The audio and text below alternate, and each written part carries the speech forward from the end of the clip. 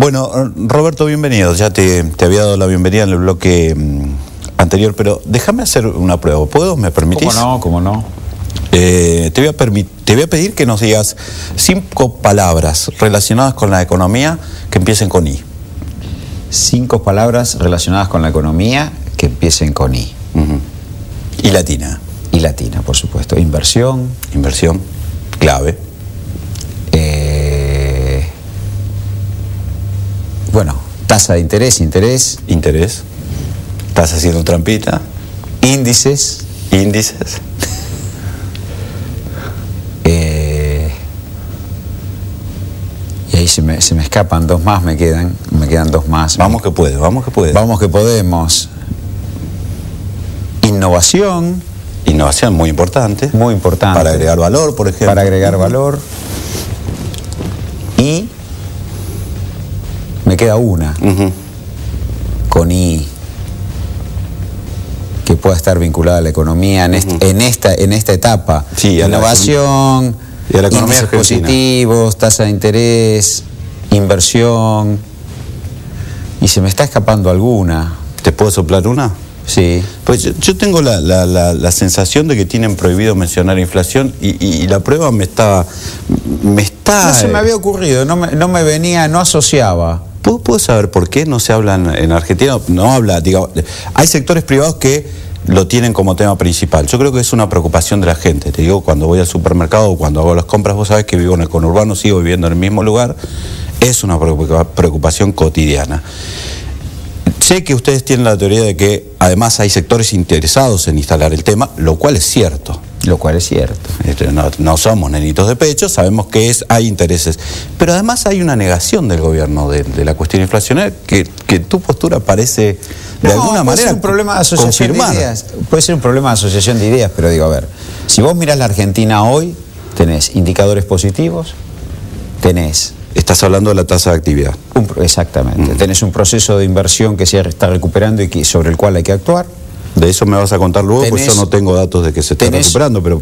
Tenés un proceso de definición o de recuperación de los niveles de depósito a tasa de interés que empiezan a ser compatibles con el nivel de actividad. Hay una línea de crédito en curso al 990 que también es compatible con el nivel de actividad.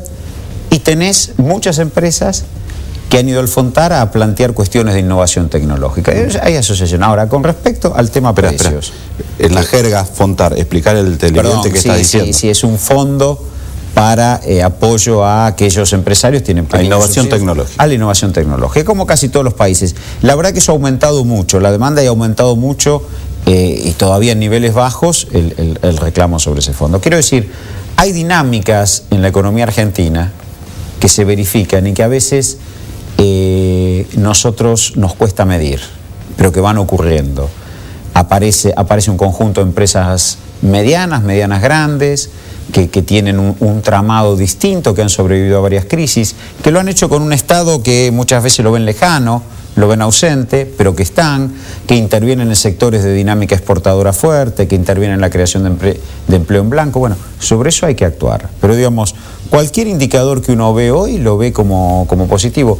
Respecto al tema precios... Pero seguís sin hablar de inflación Pero es que no aparece como un problema en la Argentina, digo... ¿En serio pensás que no es un problema en la Argentina?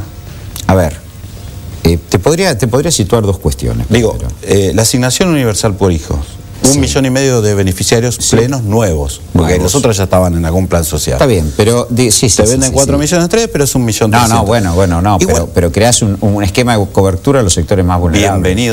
Bienvenido sea, porque además...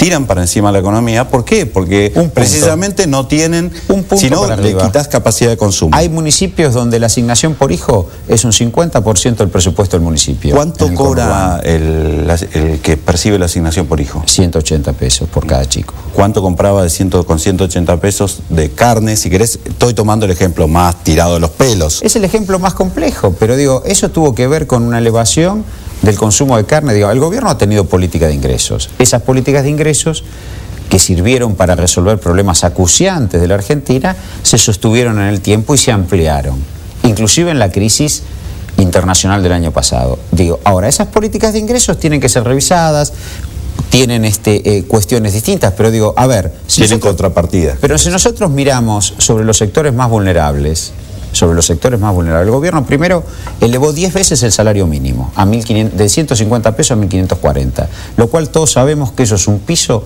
no para el asalariado formal, porque se va a la negociación paritaria, para el asalariado informal, porque el que contrata a alguien por menos de 1.500 pesos, empieza a comprarse un pasivo oculto. Segundo, aumentó la jubilación. Lo cual no es poco, porque el asalariado informal es más de un tercio de la economía todavía. Sí, todavía es más de un tercio de la economía. Ahí tenés también los cuentapropistas, tenés mucho esquema ahí. Pero aceptemos que el gobierno aumentó 10 veces el salario mínimo. No he dicho nada. Pero hablemos. No te persigas. No me persigo, pero hablemos de las políticas de ingresos. No estamos hablando. Vos estás hablando igual. Vamos a aplicarle al televidente que estás hablando en términos nominales, no en términos reales. Sí. No en poder de compra, sino en nominales. Pero contame qué cosa aumentó 10 pesos. 10 veces, porque digo, frente a ese aumento del salario mínimo que le fija un piso al asalariado informal, tuviste subsidio a la tarifa de consumo domiciliario de luz, subsidio a la tarifa de consumo domiciliario de gas, subsidio a la tarifa de transporte público. 3 consumos básicos que el gobierno contuvo mientras le aumentaba el salario mínimo. En paralelo le aumentó 7 veces la jubilación. Y en paralelo aumentó la protección social, como vos señalabas antes, hasta los sectores más vulnerables, que son los niños. Es decir, y simultáneamente generó una canasta básica donde, por ejemplo, en carne, de 50 y pico, 55, 54 kilos per cápita, lo llevó a casi 69. Ahora volvió a caer. Ahora, el que consume carne... ¿Por qué cayó? Cae porque tenés una tensión de precios y porque tenés... Bueno, está bien. Por un ajuste que hizo el mercado. Eso, digo, a ver, siempre vía vos, precios el ajuste siempre lo hizo el mercado. Siempre vos vas a tensionar... No tuviste un ajuste del mercado porque tendrías conflictividad social. ¿Y vía precios? Vos decís, cambió de 70 kilos a 56. Vamos al revés. Arrancamos en 54 y llegamos a 70. Ahí y ahora estamos... Y ahora ha bajado un poco. Llegó hasta casi 70, ahora ha bajado un poco.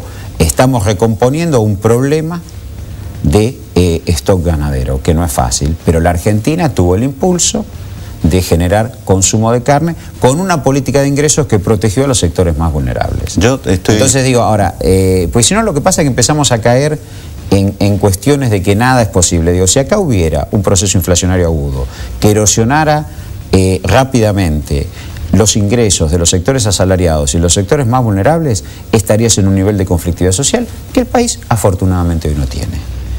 Todos los sindicatos van cerrando sus convenciones colectivas. La medición de inflación que ustedes tienen es por eso, digamos, si hubiera conflictividad social, aceptaríamos que hay inflación. No, nosotros... No es muy deseable verlo de esa manera. El gobierno ha aceptado la aceleración del índice de precios en la carne, y lo ha dicho, y ha explicado por qué. Pero la realidad es que todas las pautas redistributivas del ingreso lo que van haciendo es permanentemente mejorar la situación vía empleo y vía aumentos salariales y vía mayor protección social de los sectores más desprotegidos. Yo no creo que la mejoran, creo que la compensan, pero es innegable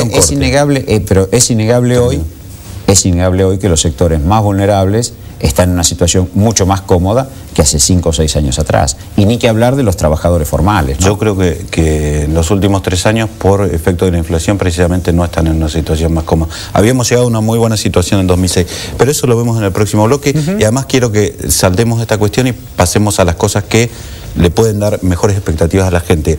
Vos nombrabas CONI, vamos a saldarlo de inflación. Bueno, pero saldémoslo sobre la base de que no hay una aceleración de precios que erosiona los ingresos de los sectores más vulnerables y que lo hemos protegido. Porque acá, si lo mirás en términos estacionalizados, el reacomodamiento es siempre para arriba. Eso no es reacomodamiento. Vos tenés pujas distributivas fuertes. En el próximo bloque vamos a seguir hablando de este tema y de la inversión, que es una palabra clave, que a mí me parece clave precisamente para evitar que los ajustes que hace el mercado, porque siempre, ¿qué es lo que pedimos de este programa, por ejemplo? Precisamente pedimos decisiones políticas. Mercado, nosotros le ponemos el Estado. Bueno, es lo que podría contestarlo de Evita, ¿no? Es lo que hay que hacer, digamos. A la brutalidad de la antipatria le ponemos la fuerza popular organizada. Quiero decir, nosotros le ponemos el Estado. En Argentina, frente a los ajustes del mercado, afortunadamente hay un Estado presente, que está permanentemente. Ahora vamos a ver si hay un Estado presente en el próximo bloque.